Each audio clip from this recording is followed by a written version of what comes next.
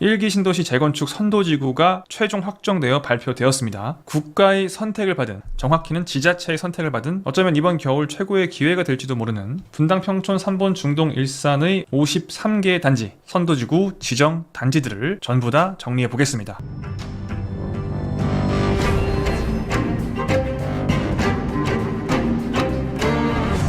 여러분 안녕하세요. 모두의 부동산입니다. 11월 27일이죠. 모든 1기 신도시 이 5개 지역 모두 선도지구를 발표했어요. 그 기나긴 싸움이 이제 끝났습니다. 제가 바로 지난번 영상에서 뭐라고 했냐면 선도지구가 되는 건 엄청나게 중요하다. 비록 지자체에서는 욕을 먹지 않기 위해서 여러분 선도지구가 안 되셔도요 내년에 한 번 더 지정해드릴 거고요, 또 안 되셔도 그 다음에 또 해드릴 거고요, 1년마다 계속 기회가 있으니까 이번에 여러분 아파트가 선도지구 안 되더라도 저희 성남시장과 우리 국회의원들 다음에 꼭 뽑아주셔야 돼요. 여러분 화이팅! 이라는 뜻이 담긴 그림을 배포했지만 그건 희망 고문일 가능성이 크며 선도지구와 그렇지 않은 단지들의 시간적 격차는 상당히 클 수 있다 라고 지난 영상에서 말씀을 드렸었죠. 그리고 이 사실을 많은 사람들이 인지하고 있기 때문에 올 겨울은 좋은 기회가 될 수 있다고 말씀을 드린 거고, 자 지금부터 분당, 일산, 평촌, 산본, 중동 순서로 어느 구역의 어느 단지들이 선도지구로 지정되었는지 분당부터 봅니다.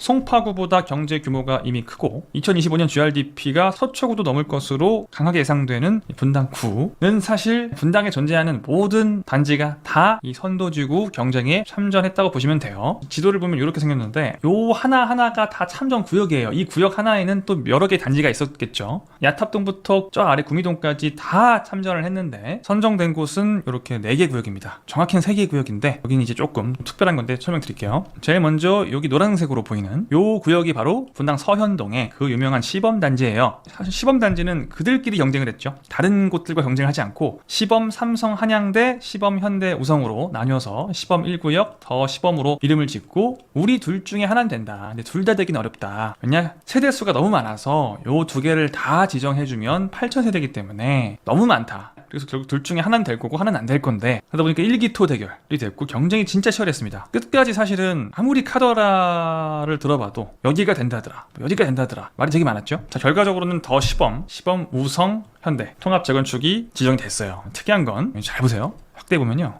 이게 지금 시범 우성 현대예요. 요쪽에 보시면 같은 색깔로 뭐가 하나 돼 있어요. 이렇게 색지의 표시가. 이게 뭐지? 이게 장안타운 건영 3차입니다. 보시면은 시범단지 우성, 시범단지 현대, 장안타운 건영 3차가 셋이 통합으로 지금 선도지구 지정이 된 거거든요. 셋이 연합을 한 거예요. 그러니까 장안타운 건영 3차는 여기 잘 껴가지고 대박 이런 상황이죠. 지금 이 둘이 통합하지 않고 왜 굳이 이 멀리 떨어진 장안타운 건영 3차를 껴서 진행을 했느냐, 점수 받으려고 한 겁니다. 소규모 단지를 결합하면 2점을 주고요, 또 통합 정비에 참여하는 단지 수가 많으면 또 1점씩 주는데 둘이 하는 것보다는 셋이 하면은 1점 더 주죠. 요런 게 3점이 이번에 갈랐을 수도 있거든요, 승부를. 어쨌든 현대 우성 입장에서도 윈, 장안타운 건영 3차 입장에서는 완전 윈윈인 전략이 된 거죠. 축하드립니다. 그리고 그 시범 현대 우성 바로 아래에 있는 게 분당 중앙공원이고요. 그러니까 분당 중앙공원 오른쪽에 시범, 아래쪽이 샛별이에요. 샛별, 왼쪽이 양지입니다. 자, 샛별 마을은 4개 단지가 통합이고요. 우방 라이프 동성 3부입니다. 지하철은 조금 멀지만 가운데 끼어있는 단골공원부터 해서 분당 중앙공원으로 쭉 이어지는 산책로가 너무 좋고, 이 아래쪽에 있는 동성 3부 요 2개 단지는 용적률이 140대죠. 상당히 낮죠. 자 이제 분당 중앙공원 왼쪽으로 갑니다. 왼쪽으로 가면 양지마을이 됐어요. 공교롭게 요 자료에 다 있네요 지금. 그죠? 여기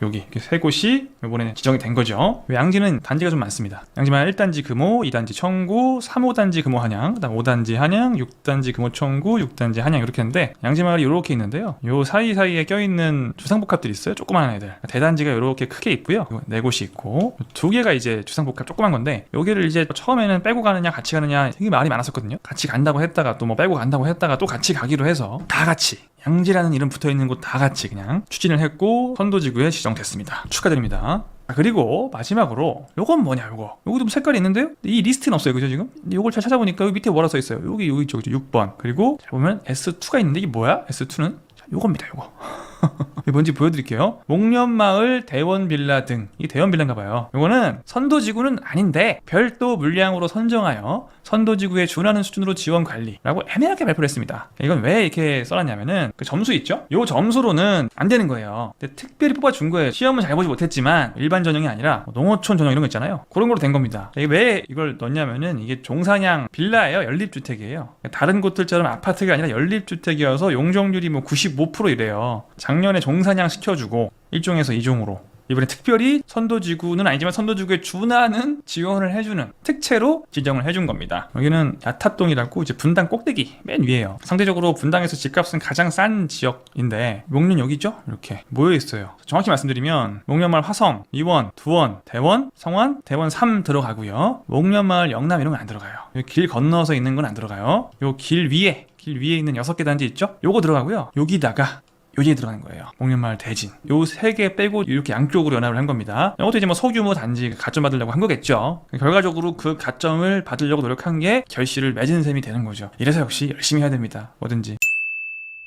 분당 다음으로 많은 세대수가 선도지구로 지정된 일산을 보겠습니다. 일산은 사실 이 선도지구 전에 다른 분당이나 뭐 평촌 이런 데는 안 하는 사전 컨설팅 단지라는 거를 뽑은 적이 있어요. 그때도 마치 지금처럼 경쟁을 막 치열하게 해가지고 이 많은 후보들 중에 이렇게 3개 구역이 선발이 됐었거든요. 여기 보시면 후곡마을 3, 4, 10, 15 요 하나 구역, 그 다음에 강촌마을 1, 2, 백마마을 1, 2 요거랑 백송마을 5 이렇게 해서 일산 서구에서는 이렇게, 일산 동구에서는 이렇게 두 곳이 사전 컨설팅 대상 단지로 선정이 2023년 3월 23일이 됐었는데 사실 이번 선도지구에도 이 단지들이 거의 다 포함되지 않겠느냐라는 예상이 되게 많았을 수밖에 없고요. 실제로 이 3곳 중에 2곳은 포함됐습니다. 한 곳은 안 됐어요. 한번 볼게요. 자, 요게 후곡마을 3, 4, 10, 15 단지입니다. 이거요, 이거. 이건 포함이 됐죠. 컨설팅 단지도 되고 선도지구도 됐어요. 요 밑에 보시면 요거 백송마을 1, 2, 3, 5예요. 요게. 자, 이게 뭐냐면 사전 컨설팅 뽑을 때 백송 5단지 혼자 됐거든요. 이때는 혼자 신청을 한 거예요. 그러다가 이번에 선도지구 하면서 이렇게 옆에 있는 친구들과 같이 아랫집 윗집이랑 같이 4개 단지가 연합을 한 겁니다. 아무래도 선도지구는 통합을 해야 유리하다가 되게 확실했기 때문에 혼자 하려고 했는데 안 되겠어. 통합하자.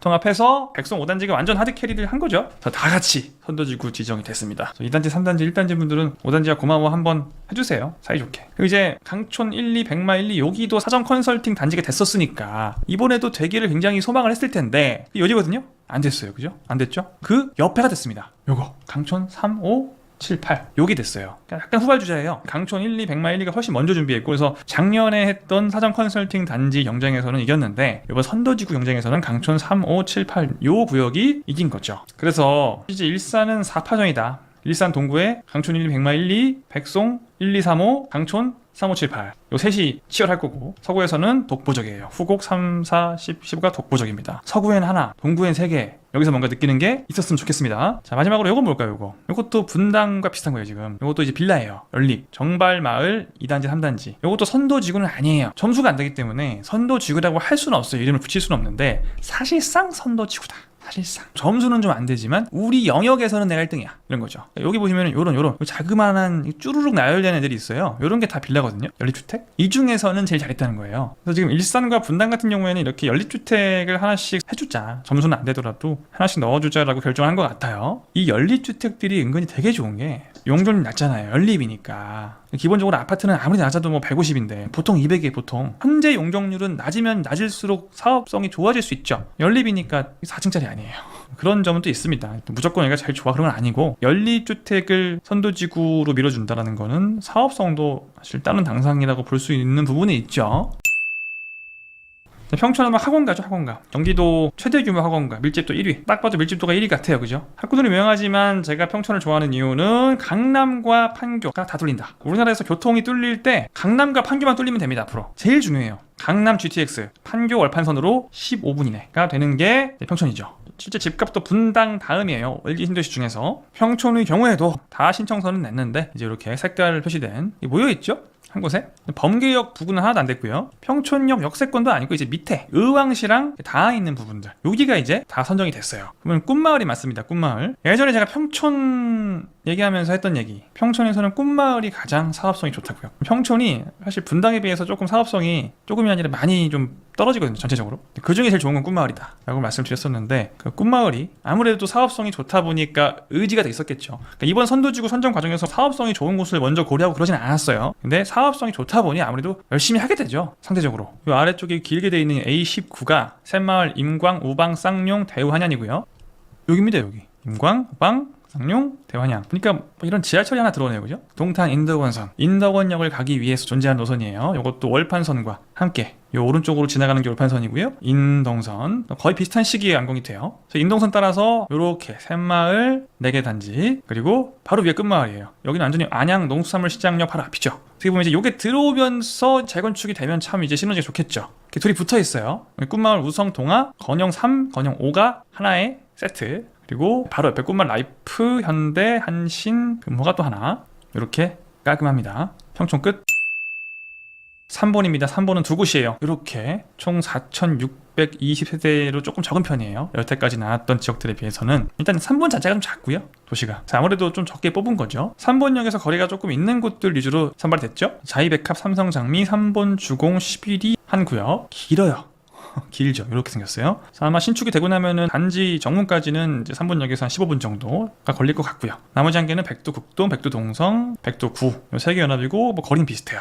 좋은 점은 3번 상권이 3번역 위쪽에 있어서 이 두 단지 모두 3번 상권 접근성이 좋은 편이다 라는 거 깔끔하게 두 곳이고, 예전에 맨날 먼저 치고 나간다고 하던 한라주공 4단지 1차랑 가야주공 5단지 1차에 두 개 있죠. 요거는 이번에 현도지구 안 됐냐? 안 됐습니다. 실제 신청을 안 했어요. 여기랑 여기거든요. 신청을 안 했죠. 뭐 안 할 수밖에 없는 게 이미 하고 있어요. 재건축 사업을. 이 둘은 한라주공 4단지 1차 같은 경우에는 안전진단까지 받았죠. 통과가 됐고, 그래서 이미 재건축을 하고 있고 혼자잖아요. 혼자. 선도지구는 4 정도가 연합을 해야 할 수 있는 게 선도지구인데 이미 혼자 하고 있는데 그거를 그만두고 또 연합해가지고 이게 좀 어렵잖아요. 아마 또 둘이 이렇게 같이 해볼까? 또 논의를 안 하진 않았을 거예요. 근데 다시 처음부터 시작해야 되는 상황이니까 됐다. 몇 해까지 몇 년 동안 했는데 그냥 우리가 빨리빨리 해가지고 지금 먼저 끝내자라는 생각으로 아예 신청조차 하지 않은 것 같습니다. 어쨌든 현재 3번에서 가장 빠르게 재건축하고 있는 곳은 어디예요? 한라주공 4단지 1차가 제일 빨라요. 선도지구는 어쨌든 앞으로 제일 먼저 하겠습니다 라는 거고, 아직 시작 안 한 거예요. 한라주공 4단지 1차, 가야주공 5단지 1차 이 두 곳은 시작했죠.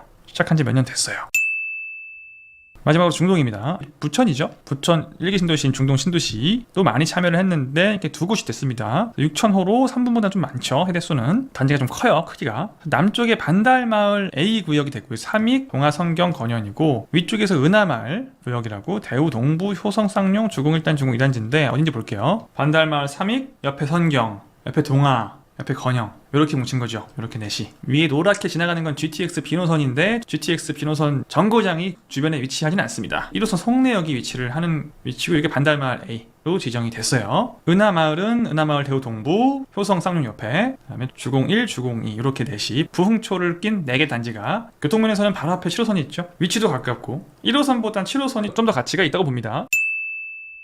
자, 이렇게 5개 지역에 단지의 개수로 하면 53개 단지, 연립주택까지 하면 한 56곳, 7곳 정도의 단지가 1구신도시 선도지구로 지정이 된 건데, 말씀드린 대로 선도지구가 되는 것은 중요합니다. 엄청나게 중요할 수 있는데요, 꼭 주의하셔야 될 사항이 있죠. 선도지구라는 건요, 빨리 시작해서 빨리 끝날 가능성이 크다는 의미예요. 빨리 된다, 재건축이. 우리가 재건축을 할 때 제일 중요한 거는 돈 벌려고 하는 거죠. 재건축 하시는 분들 왜 멀쩡한 30년밖에 안 된 아파트를 부수고 다시 지어요? 돈 벌려고 하는 거죠. 이득 보려고. 그 이득을 볼 수 있느냐를 우리는 사업성이라 불러요. 재건축 사업성. 재건축 안전마진이 없는 단지들이 많거든요, 사실. 그 단지들을 보고 우리는 사업성이 없다고 해요. 사업성이 없으면요, 선도지구건 뭐건 의미가 사실 없어요. 근데 사업성이 없어도 지금 당장 선도지구 이러면서 반짝 상승을 할 수는 있거든요. 근데 그거 잠깐일 거예요. 그러니까 사업성이 좋은 곳들은 재건축이 되면 돈을 많이 버는데 빨리 된대. 돈을 많이 버는 게 되게 빨리 되면은 너무 좋잖아요. 그런 것들은 쭉쭉 치고 올라가겠죠. 근데 선도지구이긴 해. 빨리는 되는데 아무리 빨리 해서 하루만 해도 돈을 못 벌어. 오히려 마이너스야. 재건축을 하면 공사비가 더 많이 들어가지고 마이너스야. 그런 곳들이 지금 되게 많다는 건 여러분 언론이나 유튜브를 보셔서 아실 거예요. 요즘 재건축 사업성 나오는 곳들이 많지 않다. 지금 대부분 1기 신도시가 경기도 아니에요. 경기도는 재건축 사업성이 최근 폭등한 공사비를 고려했을 때 그 사업성이 나오기가 쉽지 않은 곳들이 많습니다. 실제로 이번에 선도지구로 지정된 많은 단지들의 경우에도 안전마진이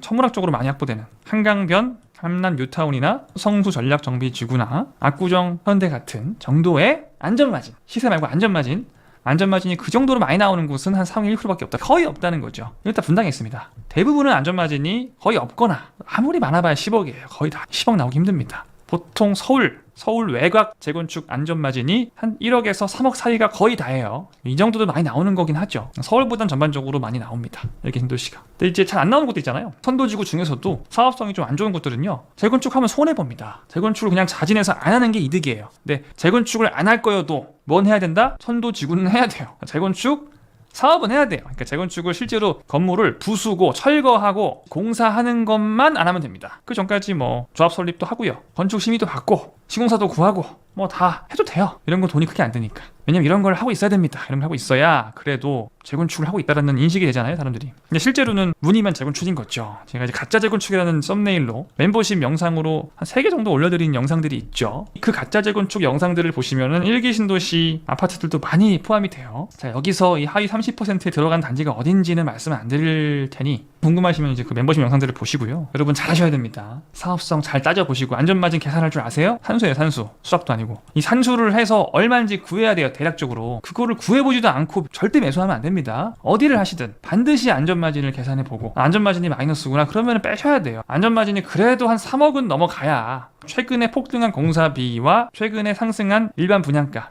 상승한 건 좋은 거죠. 공사비 폭등한 건 안 좋은 거고, 그 두 가지 요소를 다 고려해서 계산을 해서 분담금을 구해서 그 분담금을 더한 가격과 신축 가격을 비교해서 안전마진을 구하는 건데, 제가 다른 영상에서 이 안전마진 구하는 연습은 여러분 같이 많이 했으니까 다 할 줄 아시잖아요. 꼭 해보시고 그냥 부동산에서 계산해준 거 믿지 마시고요. 거의 다 안전마진이 크지 않으니까 여러분 할 거면 잘 골라서 투자하시기 바랍니다. 대부분 선도지구가 됐다고 하더라도 장기적으로 보면은 별거 없는 곳들이 많을 겁니다. 다만 사업성이 20억, 10억, 5억 안전마진 높은 곳들, 안전마진 높은 소수의 단지들은 정말 앞으로 잘 나가겠죠. 나중에 여러분이 한 1년 뒤에 왜 여기들만 이렇게 많이 올랐지 하는 곳들을 보면 어떤 곳이에요? 사업성이 기가 막히게 좋은 선도지구일 겁니다. 여러분은 사업성과 선도지구, 속도죠? 속도를 겸비한 곳을 반드시 선택하시기 바랍니다. 어차피 여러분 집 한 개만 살 거잖아요. 10개 할 거면 여기저기 해도 되는데 한 개만 할 거면은 다 만족하는 대로 하는 게 좋죠. 생각보다 이 사업성은 그렇게 반영만이 안 돼 있어요, 가격에. 분당만 봐도 왜 거기랑 똑같이 가격이 하는 그런 곳들이 많거든요. 그런 부분은 다음 영상에서 제가 한번 분당부터 해서 올려드릴 거예요. 예전에 제가 2023년에 멤버십 영상으로 분당의 저평가 단지라고 해서 찍은 영상이 있는데 그게 이번에 선도지구가 됐거든요. 그거 꼭 보세요. 일반으로 이제 풀어드릴게요. 꼭 보시고 대충 이런 식으로 사업성을 평가해서 비교를 하는구나, 이래서 저평가구나. 그 작년에 올렸는데 지금까지 저평가예요. 지금까지. 앞으로는 좀 바뀌지 않을까. 여기까지만 하고 오늘은 국가의 선택을 받은 1기 신도시 선도지구 최종 확정 명단을 여러분들께 알려드렸습니다. 지금까지 모두의 부동산이었습니다. 여러분 다음 시간에 만나요. 안녕.